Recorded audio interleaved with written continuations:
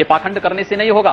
क्या मंदिर जाएंगे तिलक लगा देंगे, मस्जिद जाएंगे टोपी रख देंगे, फिर जाके कहीं और जाएंगे वहां कुछ और कर देंगे, ये नहीं होगा। हमारी आस्था हमारी जगह है, लेकिन सुरक्षा सबको देंगे और पर्व और त्योहार मनाने की पूरी स्वतंत्रता भी सबको, अगर शांतिपूर्ण ढंग से मनाता है सबको लेके भी जाऊंगा। लेकिन साल भर हो गया किसी मस्जिद में नहीं गया। और मुझे कोई आमंत्रण मिले तो मैं जाऊंगा। दिवाली मनाई, मथुरा गए, होली मनाई, लेकिन ईद नहीं मनाएंगे आप? मुख्यमंत्री तो पूरे प्रदेश का हूं, 22 करोड़ जनता का मुख्यमंत्री हूं, लेकिन मेरी व्यक्तिगत आस्था भी है। और व्यक्तिगत आस्था ये, मैं वो पाखंड नहीं कर सकता कि घर के अंदर हनुमान चालीसा का वाचन करूं और बाहर जाकर टोपी लगा करके जो है दूसरा प्रदर्शन करूं। ये चीजें नहीं हो सकती हैं।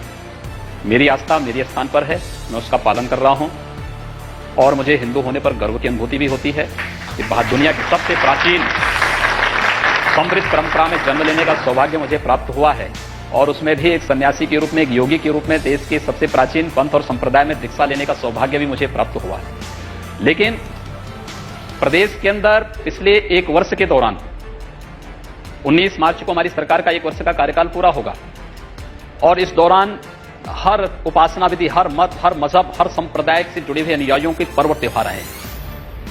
इतना शांतिपूर्ण ढंग से 15 वर्षों में कभी नहीं मनाए गए।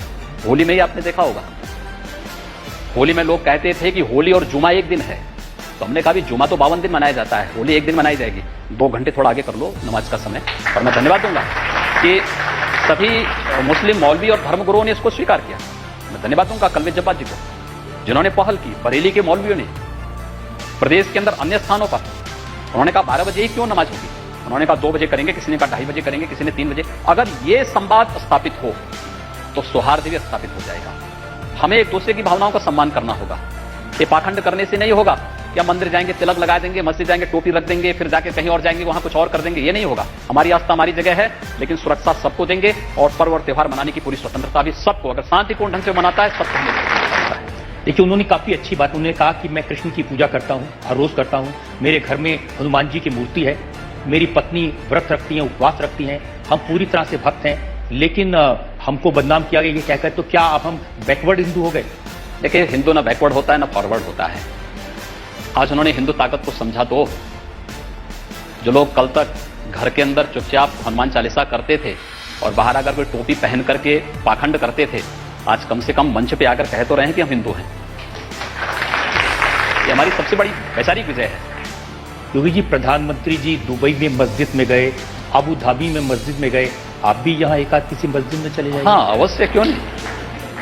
हमें कहीं जाने में कोई आपत्ति नहीं। मैं प्रकाश उत्सव के दिन गुरुद्वारा में भी गया था और आगे भी जाऊंगा। लेकिन साल भर हो गया किसी मस्जिद में नहीं गया। और मुझे कोई आमंत्रण मिले तो मैं जाऊंगा। देखिए, मैंने पहले भी कहा ना कि हर एक की अपनी आस्था है और उस आस्था के अनुरूप अपनी उपासना विधि चुनना उसका अधिकार है। अयोध्या पर हमें गर्व होना चाहिए। हमारी पहचान है अयोध्या, मथुरा हमारी पहचान है, काशी हमारी पहचान है। पूरी दुनिया इस रूप में हमें जानती है। और मैं अयोध्या में दीपावली के उत्सव को, अगर हम लोगों ने अयोध्या में मनाया तो होली मनाने के लिए मैं बरसाना भी गया था। ये सब हमारे लिए अत्यंत महत्वपूर्ण है। तो मैं आगरा भी गया था और आगरा में भी मैंने वहां पर स्वच्छता अभियान, जिसकी सबसे बड़ी आवश्यकता थी, उसकी शुरुआत भी की थी। विकास की योजनाएं अगर मैं अयोध्या के लिए दे रहा हूं, मथुरा के लिए दे रहा हूं, काशी के लिए विकास की योजनाएं पहले से आदरणीय प्रधानमंत्री जी के मार्गदर्शन में चल रही हैं, चित्रकूट के लिए विकास की योजनाएं दी हैं, तो आगरा के लिए भी हमने विकास की योजनाएं दी हैं।